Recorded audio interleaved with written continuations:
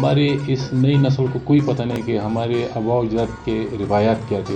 तो मैंने कोशिश यही की है कि मैं वही पुरानी रिवायात को अपनी वुडन आर्ट के ज़रिए अपनी नई नस्ल तक पहुँचाऊँ। मेरा नाम नासिर शीन है और मेरा ताल्लुक़ शेर शरीफ ज़िला स्वात से है। मैं तकरीबन 17-18 साल से इस फ़न से वाबस्ता हूँ। लोग काफ़ी पसंद करते हैं वुडन आर्ट को, और मेरा सबसे ज़्यादा जो फोकस है वो इस्लामिक कैलीग्राफी पे है।